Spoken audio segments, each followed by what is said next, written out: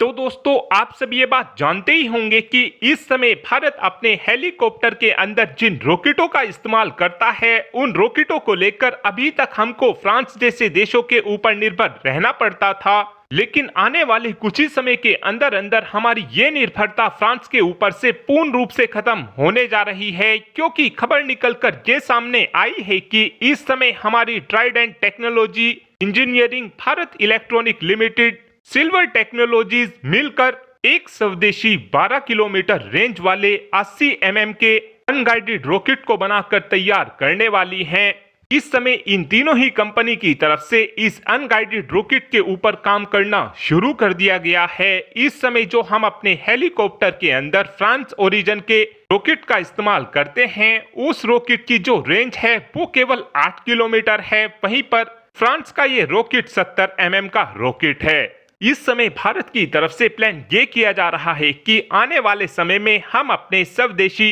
Unguided rocket की मदद से फ्रांस के इन रॉकेटों को पूरी तरीके से रिप्लेस कर देंगे। भारत की तरफ से जो ये नए प्रचंड अटैक हेलीकॉप्टर के लिए रॉकेट बनाकर तैयार किए जा रहे हैं, इन रॉकेटों की सबसे खास बात यह होने वाली है कि इन रॉकेटों के अंदर अलग अलग मिशन के लिए अलग अलग तरीके के वॉरहेड का इस्तेमाल किया जा सकेगा। जैसे इन रॉकेटों के अंदर हाई एक्सप्लोजिव वॉरहेड का इस्तेमाल किया जा सकेगा, जिसकी मदद से हम दुश्मन देश की टैंकों को काफी आसानी से मारकर गिरा सकेंगे। साथ में इन रॉकेटों के अंदर फ्रेगमेंटेशन वॉरहेड का भी इस्तेमाल किया जा सकेगा, जिसकी मदद से हम दुश्मन देश की आर्मी के टारगेट को काफी आसानी से मारकर गिरा सकेंगे। वहीं पर इन रॉकेटों के अंदर हम थर्मोबैरिक वॉरहेड का भी इस्तेमाल कर सकेंगे, जिनकी मदद से हम काफी आसानी से दुश्मन देश की एयरफील्ड और रनवे को तबाह कर सकेंगे। साथ में एक अपडेट हमारी तीनों ही सेनाओं को लेकर और आया है, जहां पर इस समय बताया यह जा रहा है कि भारत की तरफ से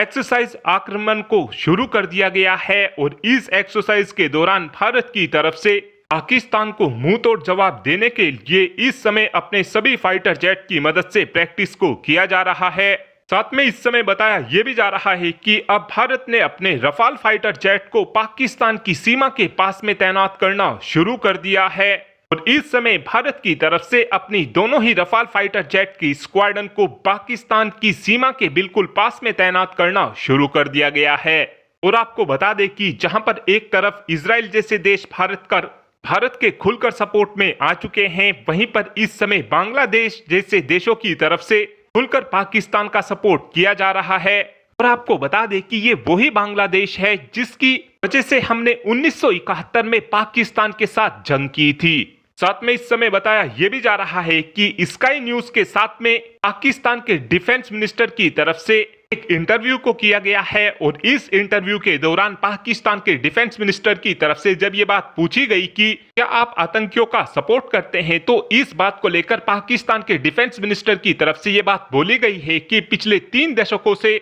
हम आतंकियों को सपोर्ट करते आए हैं और इस काम को करने में अमेरिका और यूरोप के देशों की तरफ से हमारी फंडिंग को देकर मदद की गई है। पाकिस्तान की तरफ से इस तरीके के बयान इस समय इसलिए भी दिए जा रहे हैं क्योंकि इस समय अमेरिका खुलकर भारत के सपोर्ट में आ चुका है और इस समय पाकिस्तान की मीडिया के अंदर खूब दबाकर इस बात को लेकर शोर मचाया जा रहा है कि हम अपने J-10C फाइटर जेट की मदद से ये कर देंगे, हम अपने J-10C फाइटर जेट की मदद से वो कर देंगे। लेकिन एक्चुअल में आपको बता दें कि J-10C भले ही एक कैपेबल फाइटर जेट हो, लेकिन इस फाइटर जेट के अंदर जो PVR मिसाइल लगी हुई है, उस मिसाइल की मदद से केवल 145 किलोमीटर की रेंज में ही पाकिस्तान टारगेट को हिट कर सकता है और इस मिसाइल का नाम PL-15E है। वहीं पर इस समय हमारे रफाल फाइटर जेट के अंदर मीटियोर मिसाइल लगी हुई है। मीटियोर मिसाइल की एक्चुअल रेंज को अभी भी नहीं बताया जाता है। मीटियोर मिसाइल की रेंज को 200 किलोमीटर बताया जाता है, लेकिन बहुत से डिफेंस एक्सपर्ट्स का कहना है कि